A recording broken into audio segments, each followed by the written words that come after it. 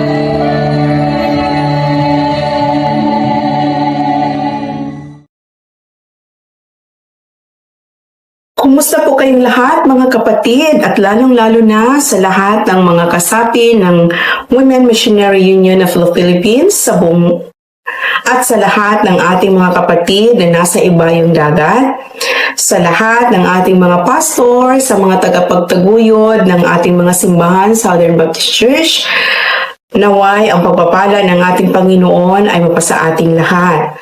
Isang positibong dalangin mula sa lahat ng kasapi ng Tulunan South Association WMU, Tulunan North Cotabato.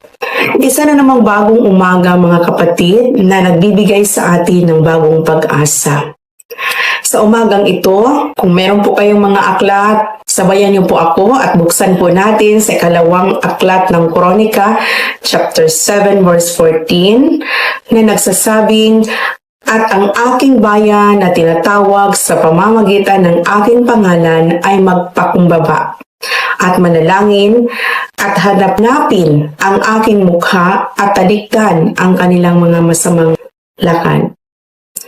At didinggin ko sa langit at ipapatawad ko ang kanilang kasalanan at pagagalingin ko ang kanilang lupain."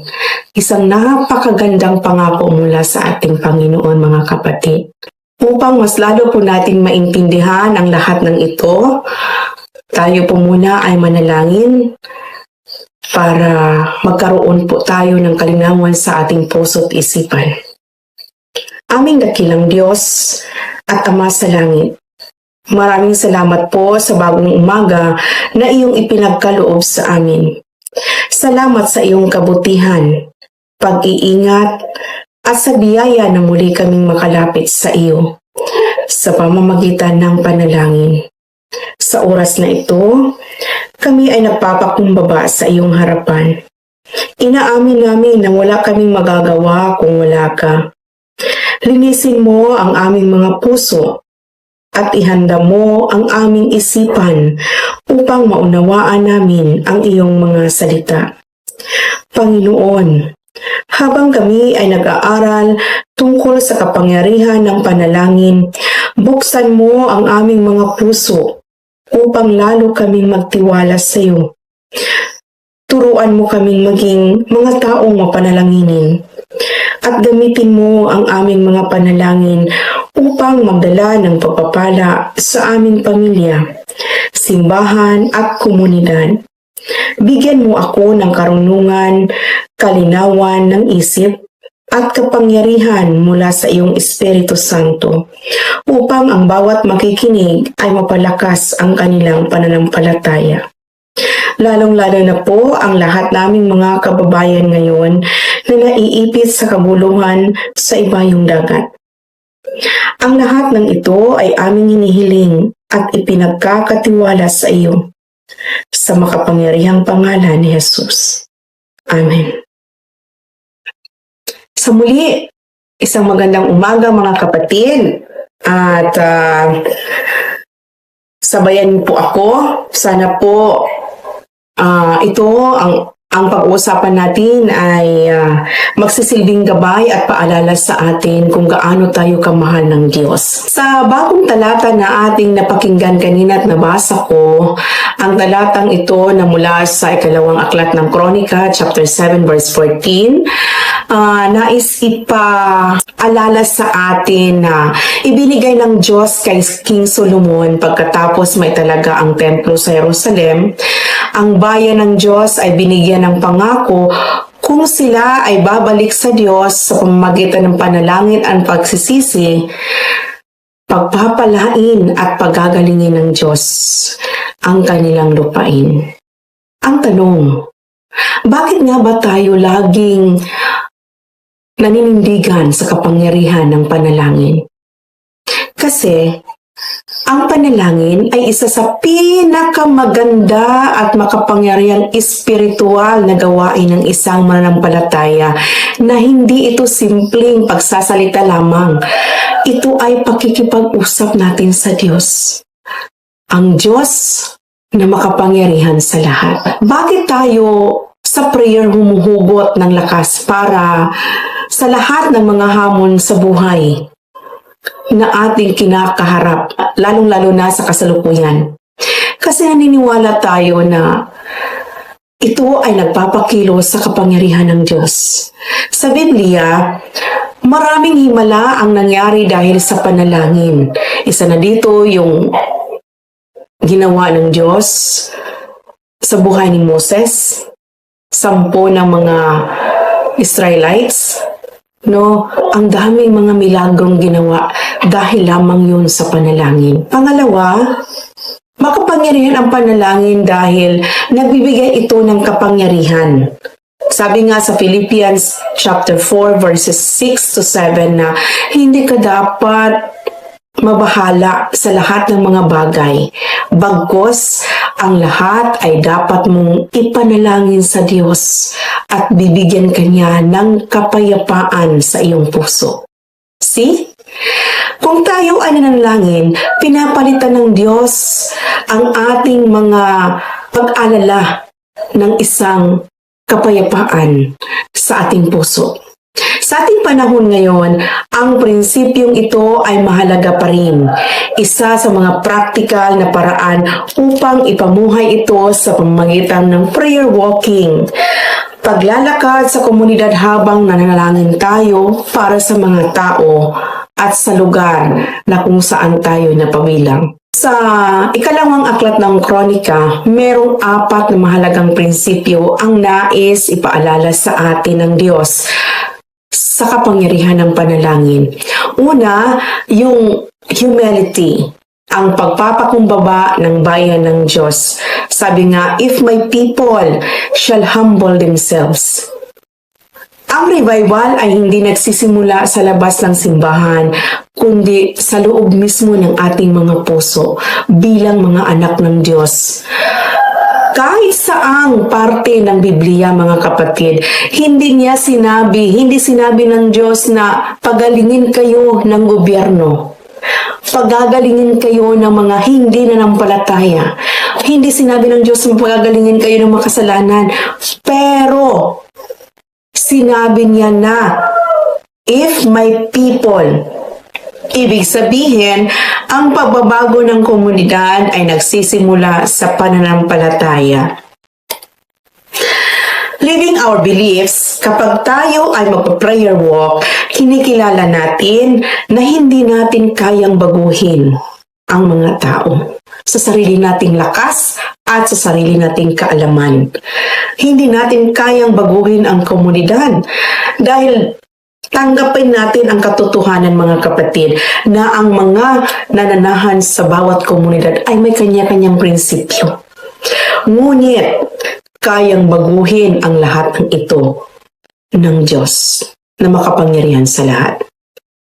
Number 2, ang paghanap sa presensya ng Diyos.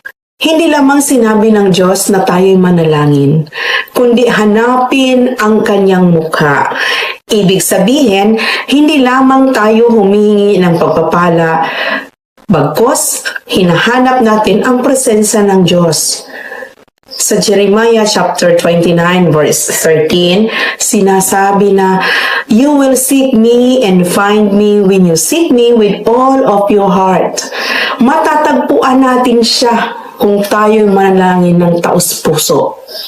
Ang prayer walking ay nagpapakita na gutom tayo sa kanyang presensya, lalong-lalo na sa ating komunidad.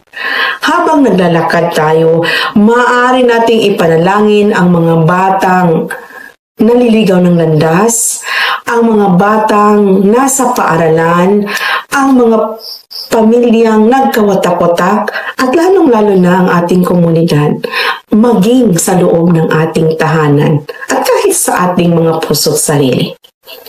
Diba? Pangatlo, holiness, ang pagsisisi at pagbabago. Batid natin, mga kapatid, na namang banal sa atin, pero sa mata ng Diyos, maaari tayong maging banal kapag tayo ay tunay na magsisisi at magbago. Kasi nga, ang revival ay hindi lamang panalangin. Ito ay pagsisisi mismo. Ang Diyos ay hindi lamang naghahanap ng panalangin, kundi nagbabagong puso ang hinahanap niya. Tunay na nagbabagong puso.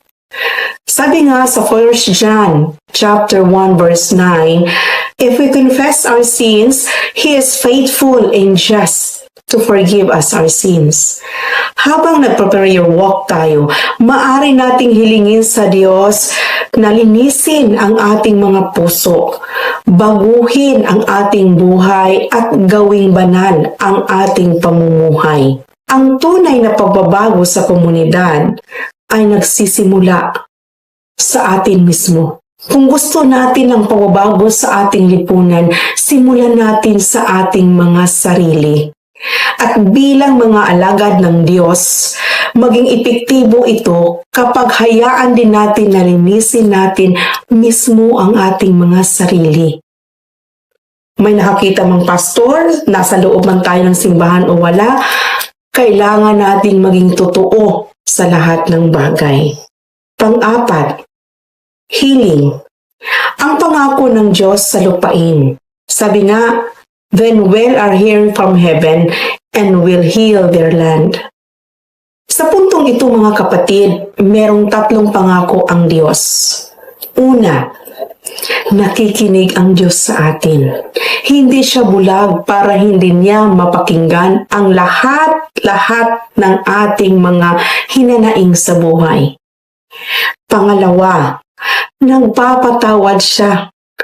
Walang perpekto sa atin, pero handa siyang tanggapin ang lahat natin ng mga pagsisisi. Sabi nga kanina, di ba? Ang revival ay pagsisisi, no?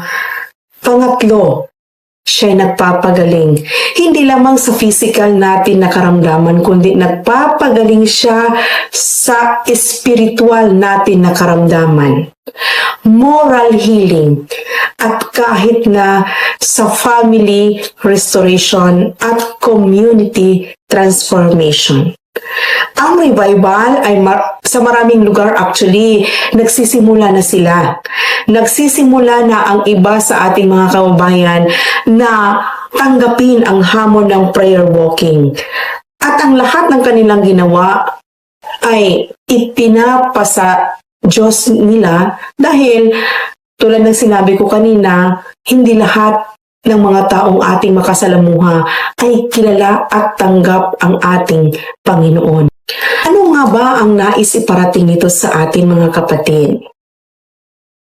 Alam niyo ho, tulad ng sinabi ko kanina, may mga simbahan na nagsimula na ng ganitong mga misyon, ng ganitong mga panata. Ang iba naglalaan ng oras bawat linggo, naglalaan ng araw bawat buwan, na sila ay naglalakad o kaya bumibisita sa mga bahay-bahay at ipinapanalangin ang mga taong naroroon. Hanapin natin ang milagro? Well, experience na nila yon, no? Na sa lahat ng kanilang sakripisyo, meron talagang mga taong nagbalik sa Diyos. May mga pamilyang nagkaayos, may mga kabataan na tumigil sa bisyo, at may mga opisyali sa kanilang komunidad na nagbalik loob sa ating Panginoon. Iyan ay hindi dahil sa kalakasan ng tao, hindi dahil sa ating kalaman o kaya sa ating koneksyon, kundi kumilos ang Diyos sa pamamagitan ng panalangin. Ano ang mga hamon nito para sa atin? Ngayong araw, ikaw mismo kapatid, hinahamon kita na makiisa tayo sa prayer walking. Kapag ikaw ay naglalakad sa inyong barangay, sa inyong komunidad, sa paligid ng inyong simbahan, maging sa loob ng ating mga tahanan, ipanalangin natin ang mga taong naroroon.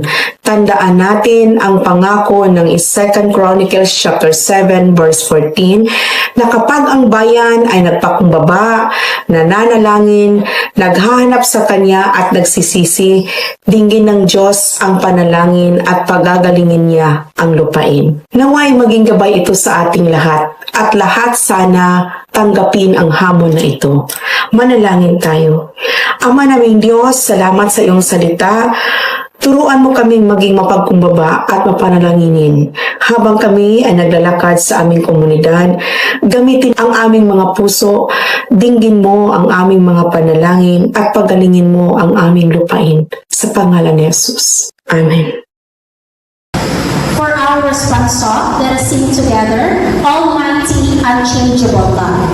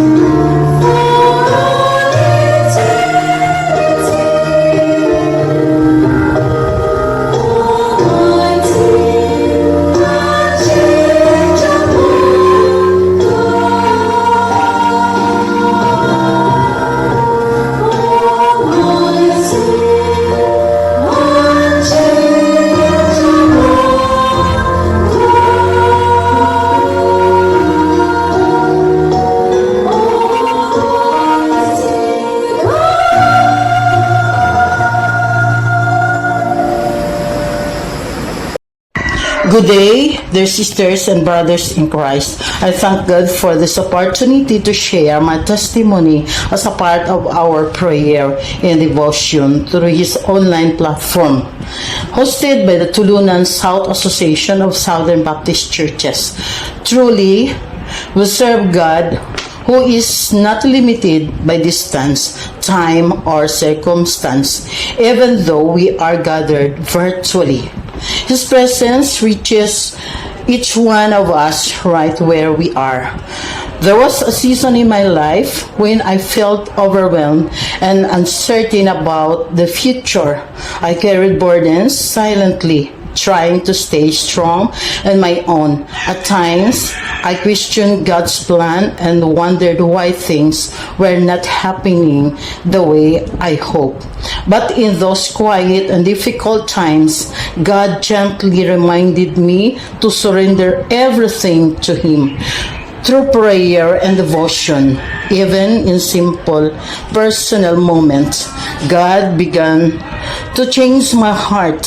He taught me patience, trust, and deeper faith. I realized that delays are not denials, and that God's plans are always higher and better than mine. What encouraged me even more as the fellowship of believers like all of you, even through online gatherings, messages, and prayers. I felt God's love and strength. It reminded me that we are never alone. We are part of a family with Christ that supports and uplifts one another.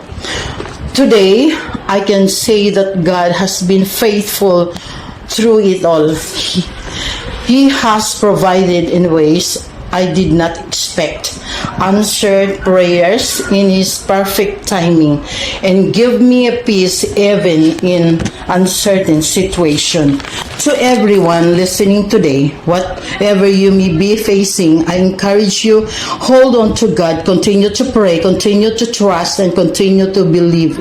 Even when you cannot see what God is doing, He is already working on your behalf. Let us remain steadfast in our faith and continue to encourage one another, whatever in person or through online platform. God is with us, and we will never leave us nor forsake us. To God be all the glory. Magandang umaga po. Tulunan South Association, Tol-Sawa, ay binubuo po ng 14 na churches at 3 extension. Minapan SBCI, Minapan Tulunan Cotabato, Host Pastor Reverend Giovanni Antonio, Assistant Pastor Pastor Jonathan Antonio, Boundary SBC, Minapan Tulunan Cotabato, Pastor Perpetua Bisislao, Lower Bual SBC, Bual Tulunan Cotabato, Host Pastor Reverend Michael Manalo, Highway Bual SBC, Bual Tulunan Cotabato, Host Pastor Reverend Hil Gaso, Community SBC, Purok 3, Minapan Tulunan Cotabato, Host Pastor Reverend Gerson Patricio, and Assistant Pastor Pastor Danilo Hongko, Kanibong SBC, Kanibong Tulunan Cotabato, Host Pastor Pastor Niger Manalo, Hilltop SBC, Sitio Saban Maybula Tulunan Cotabato, Reverend Noel Dalmasio Sr., Malipayon SBC, Sitio Malipayon Maybula Tulunan Cotabato, Reverend Remero Berto, Mission Pastor, Bagong Silang SBC, Sitio Bagong Silang Maybula Tulunan Cotabato, Pastor Peter Amar, Bugtong Bukid SBC, Sitio Tuburan, New Bunawan, Tulunan Cotabato, Pastor Arlino Magbanwa, New Bunawan SBC, New Bunawan, Tulunan Cotabato, Host Pastor Pastor Eric Inisito, Maybula SBC, Maybula Tulunan Cotabato, Host Pastor Pastor Dennis Calugas, and Assistant Pastor Pastor Robert Mondrial. Lower Maybula SBC, Purok 6B, Maybula Tulunan Cotabato, Host Pastor Pastor Julius Jacobo, and Kongkling SBC, Sitio Kongkling, Kanibong Tulunan Cotabato, Host Pastor Reverend Noel Dalmasio Sr. and Assistant Pastor Pastor Robert Amar. Our 3 extension, Sitio Buhawi, Crossing Muslim, Bual, Tulunan, Cotabato, Bible Study Team, Extension Prop 4 Lampagang, SBC, Lampagang, Tulunan, Cotabato, Reverend Romero Berto, and Pastor Lito Kanahay. Extension Purok 6 Kanibong, SBC, Kanibong, Tulunan, Cotabato, Pastor Niger Manalo. Mission Church Planters Pastors, Reverend Noel Dalmasio Sr., Reverend Romero Berto, Reverend Gerson Patricio, Pastor Robert Amar, and Pastor Roger Dinagon. Tolsowa Set of Officer 2026-2028. Moderator, Brother Ronnie E. Jacobo. Vice Moderator, Pastor Eric Inisito. Secretary, Brother Ern Badong. Assistant Secretary, Ma'am Christine Torino. Treasurer, Ma'am Melanie Gazo. Auditor, Ma'am Yvonne Grace Sacubo. PIO, Brother Reynold Dalmasio. Business Manager, Pastor Robert Mondrian. And Song Leader, Mrs. Monique Argilias. Auxiliaries, OPO, Reverend Gil Gaso. PWWF, Pastor Eric Inisito. WMU, Mrs. Roswell Espartero. Baptist Man, Brother Reynold Dalmasio. Young People, Miss Hannah Faith Esparagosa. Deacons, Brother Arnel Aranda. Tolsowa Project Programs and Activities. Quarterly WMU Fellowship, Prayer Walking, I Love Mindanao, World Day Prayer Celebration, Mission Pastor Support, 5 Mission Pastors, WMU Benevolence, WMU Swine Raising Project, WMU Officer Hospital Financial Support, Monthly Officers Meeting, and Home Visitation. Tolsowa Advisors, Reverend Gil Gaso, Reverend Giovanni Antonio, Reverend Michael Manalo, and Reverend Romero Berto. Naway patuloy tayong magkaisa, magtulungan, at taimtim na manalangin para sa asosasyong ito na hangaring maisakatuparan ang salita ng Diyos. Patuloy po tayong makibahagi sa programang ito ng SBPWMU Prayer and Devotion Online. Maraming salamat. To God be the glory. Let us put ourselves in the presence of our Almighty God. Let us pray. Most gracious and heavenly Father, we humbly come before you with grateful hearts, lifting up the Southern Baptist Philippines Women Missionary Union, the SBPWMU, in your loving hands. Thank you for the lives of every woman serving faithfully in your ministry. Lord, guide them with your wisdom, strengthen them with your grace, and fill their hearts with unwavering faith. May they continue to be instruments of your love, sharing the gospel with compassion, unity, and courage. Bless their leadership, unite them in purpose, and empower them to serve not for their own glory, but for yours alone. May their work bear much fruit for your kingdom. All this we ask in the mighty name of Jesus Christ. Amen. Heavenly Father, we come before you, Lord, with hearts full of gratitude for the calling you have placed upon the Philippine Global Mission. We lift up your servants, Lord, who have left their homes to carry the gospel to the nations. We pray for your divine protection, Lord, to all missionaries as they travel and work in a dangerous place or unstable areas. Lord, Protect them from evil and harm. Strengthen their families and give them heavenly wisdom to communicate your truth effectively. And may your Holy Spirit will guard their hearts and mind against discouragement, loneliness, and spiritual attacks. May their labor bring forth fruit, and may hearts be open and be receptive to the message of Christ. Thank you for entrusting your servants with the sacred task of bringing the light of Christ to the nations. Lord, we pray for our local and foreign missionaries that you may continue to bless them, Lord. Continue to strengthen them in times of trials. Provide further needs and surround them with your protection as they journey into unfamiliar lands. May their words and actions reflect your compassion, and may their lives be a living testimonies of your grace. We pray for unity among them, that they may work together to fulfill the Great Commission. Lord, bless the leaders and supporters of PGM, that they may continue to guide them with wisdom, humility, and courage. Inspire the churches and communities to stand in solidarity, offering prayers, resources, and encouragement to sustain the mission.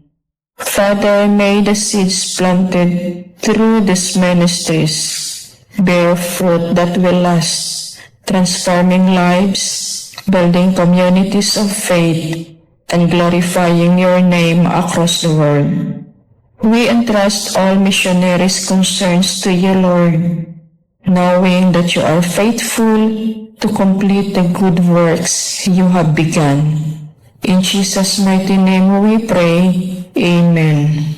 Heavenly Father, we come before you today with humble hearts, lifting up our beloved nation to your loving care. You are the source of wisdom, peace, and strength. Lord, we thank you for the blessings you have given our country, the freedom we enjoy, the beauty of our land, and the people who work every day to build a better future. We thank you for the families, leaders, workers, teachers, farmers, and all citizens who contribute to the growth of our nation. Today, we ask for your guidance and protection over our land. Grant wisdom to our national and local leaders so that they may lead with integrity, fairness, and compassion. Help them make decisions that promote justice, peace, and the common good of all people.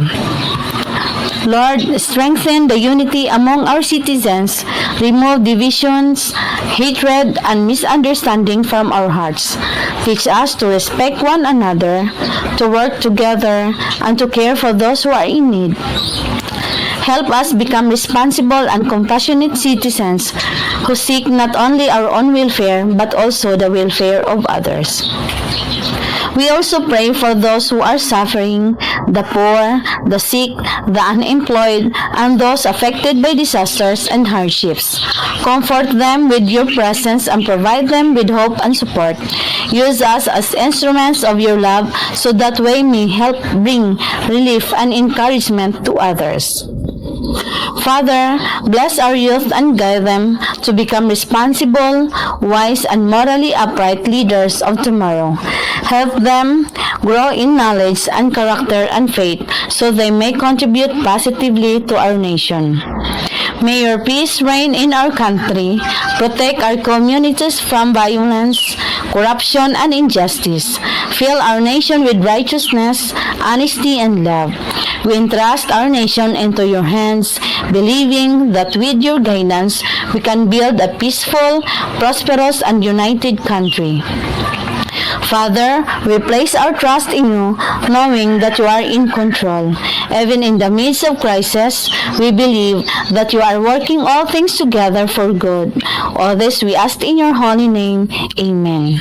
Heavenly Father, you are the God of all nations, and your heart longs for every tribe, tongue, and people to know you. Today, as member of Trunan South Association of Southern Baptist Church, we lift up the unreached people groups who have never heard the name of Jesus. Lord, reveal yourself to them in ways they cannot ignore. Through your word, through dreams and visions, and through the lives of faithful witnesses. Break every barrier, spiritual blindness, fear, tradition, and distance that keeps them from receiving your truth. Let your light pierce through the darkness and bring hope where there is none. We pray for missionaries and workers. Strengthen them, protect them, and fill them with boldness and love. Open doors no one can shut, and lead them to hearts that are ready to receive the gospel. Lord, use us as SBPWMU to be part of your great mission. Ignite us a deep burden for the lost. Move us to pray without ceasing, to give generously, and to serve faithfully. Let our lives reflect your compassion and urgency. May your name be known and worshipped among all nations. Let a great harvest of souls come forth for your glory. In the mighty name of Jesus, amen. Heavenly Father, as we gather in prayer, we lift up every local church to you. Lord, we thank you for the churches you have planted, each one serving as a light and a home for people who are seeking your truth and love. As your word declares in Gospel of John, chapter 17, verse 21, that all of them may be one, Father, just as you are in me and I am in you. Lord, we pray that this unity will be seen among the churches. Father, we pray for every pastor, leader, and workers who faithfully serves in every church. Give them wisdom as they guide their congregations. Strengthen them when they feel tired or discouraged. Fill them with your grace, patience, and courage so they may continue to lead with faith and integrity. Lord, we also pray for every member of all the churches. Help them grow deeper in the relationship with you. Teach them to love one another, forgive one another, and support each other in times of need. Let every church be a place where people feel welcome, accepted, and encouraged to grow in their faith. As we pray together today, we ask that your holy presence fill every gatherings of believers. May your word be preached clearly and truthfully. May lives be changed, hearts be held, and people be drawn closer to you. Lord, we also pray that you remove any division, pride, or misunderstanding among them. Instead, fill them with unity, humility, and a shared purpose to glorify you and spread the good news of your love. As we continue in this time of prayer, remind us that we are also part of your mission. Use our lives to reflect your light wherever we go. Help us encourage the churches around us and pray faithfully for the people who serve and worship there. Lord, we trust that you continue to bless every local church, protect them, and help them grow stronger in faith and love. We give you all the glory, honor, and praise. In Jesus' name we pray. Amen. Heavenly Father, we come before you today with grateful hearts. Thank you for being the creator and giver of family. Thank you for the parents, children, relatives, and loved ones you have placed in our lives. Each family is a gift from you, and we praise you for your goodness. Lord, we thank you for our homes, for the love we share, and for many ways you provide for us each day. Even in difficult times, you continue to guide and sustain our families. Father, we humbly confess our sins before you. Forgive us for the times we have hurt and another with our words, our actions, our attitudes.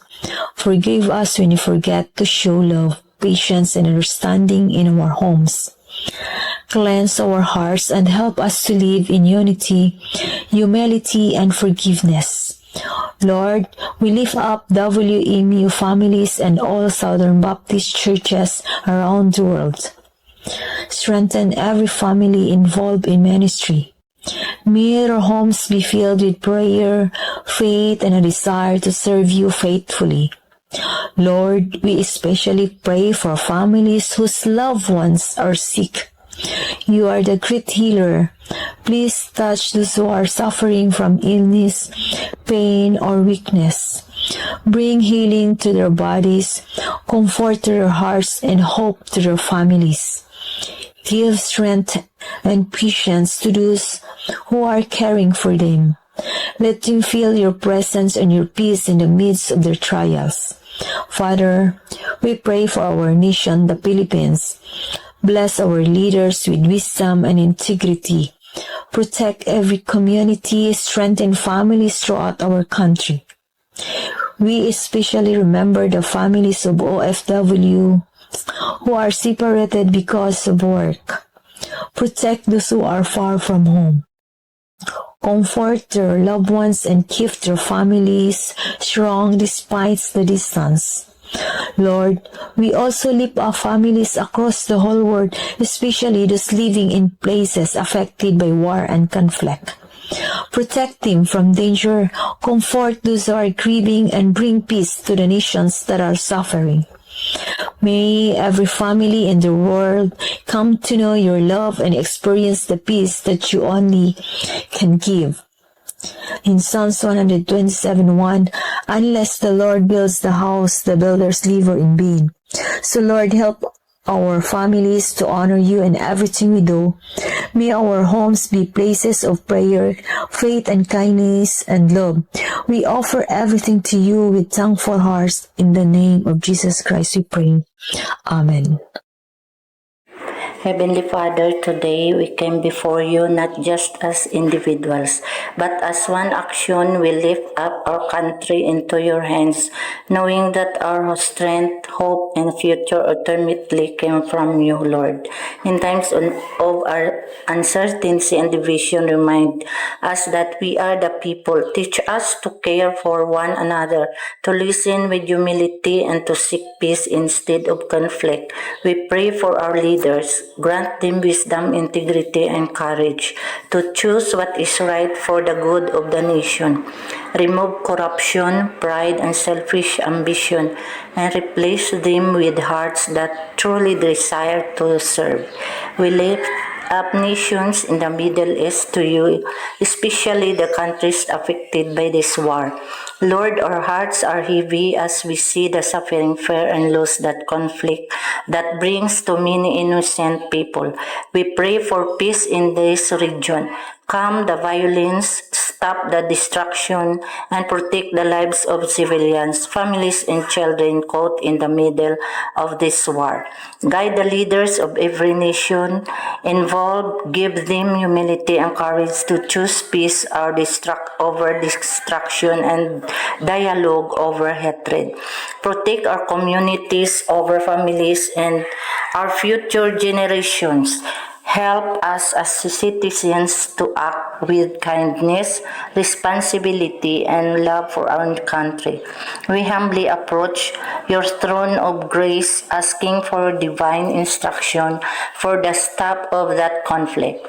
It seems to be impossible at this time, but we do believe, dear God, that nothing is impossible at this time. But we do believe, dear God, you may grant peace so that those who are victims will be rescued and be brought to hospitals for medication.